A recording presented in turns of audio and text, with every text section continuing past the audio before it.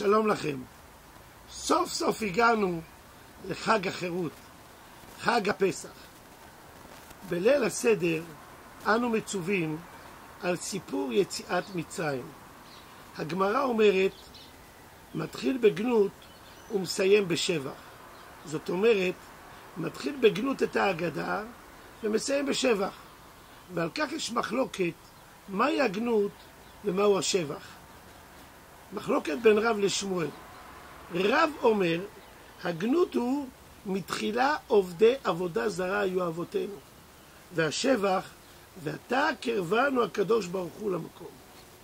שמואל אומר, הגנות עבדים היינו לפרעה במצרים, והשבח, ויוציאנו השם ממצרים. אם שמים לב, רב מתייחס יותר לפן הרוחני. מתחילה היו עובדי עבודה זרה אבותינו, והשבח שקרבנו הקדוש ברוך הוא אליו. ושמואל הוא מתמקד בפן הגשמי. עבדים היינו לפרעה, והשבח שיצאנו ממצרים. הרמב"ם פוסק שאנחנו מזכירים את כל השיטות, אומרים גם את זה וגם את זה. השאלה שצריכים לשאול, מדוע צריך להזכיר את כל העבר בליל הסדר?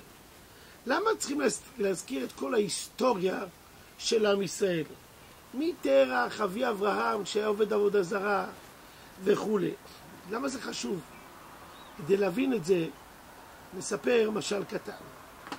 משל לזוג אמריקאים בתחילת המאה ה-18, שנסעו באחד המקומות בארצות הברית, ולקחו איזשהו עיכוב בצורה לא זהירה, ולצערם הם הידרדרו עם המכונית, הם התהפכו והם מתו במקום. נשאר רק תינוק קטן שהוא שרד את התאונה. זה כמובן פורסם בעיתונים, והתינוק הזה עובר, לא ידעו למי הוא שייך, לבית יתומים.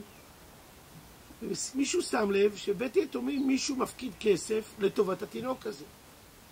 הוא עובר לגן ילדים, ומישהו מפקיד כסף לגן הילדים שהתינוק נמצא. עובר לבית ספר עממי, מישהו מפקיד כסף בשבילו. אותו דבר בתיכון. גמר תיכון, עבר לאוניברסיטה, מישהו שילם עבורו את כל הלימודים כל הזמן. הבחור למד אדריכלות. הוא נהיה אדריכל. מחפש עבודה. פתאום הוא רואה באחד העמודים, מיליונר גדול, רוצה לבנות דירה מפוארת. ובאים אדריכלים להציע את עצמם. הוא אמר לעצמו, אין לי סיכוי, בטח אדריכלים עם שם וכבוד יגיעו.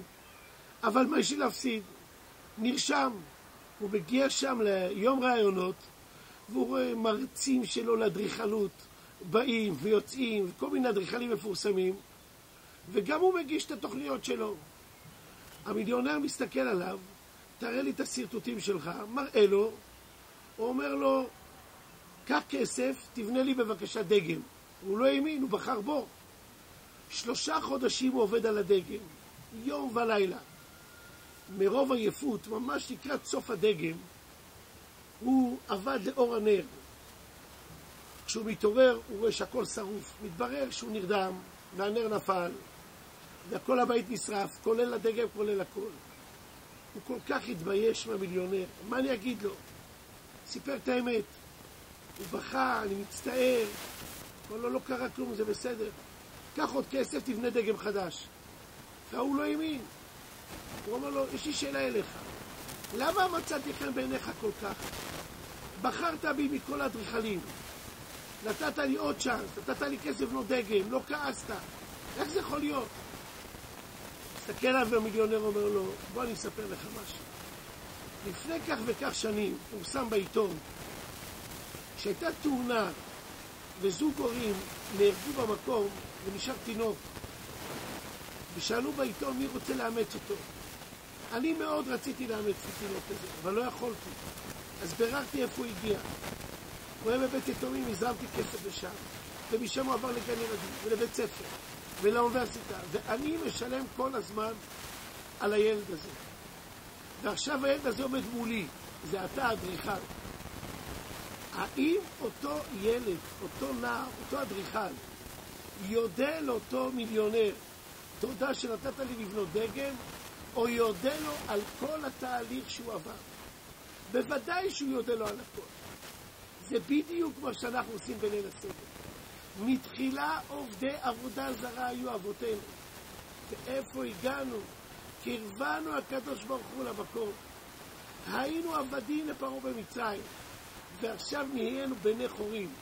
לא רק שיצאנו מצרים, בני חורים אמיתיים, לתמיד. על כך אנחנו מודים בליל הסדר. יהי רצון שנדע להפיק את מלוא התועלת מהחירות הזאת, ונזכה לגאולה שלמה. אמן ואמן. חג שמח.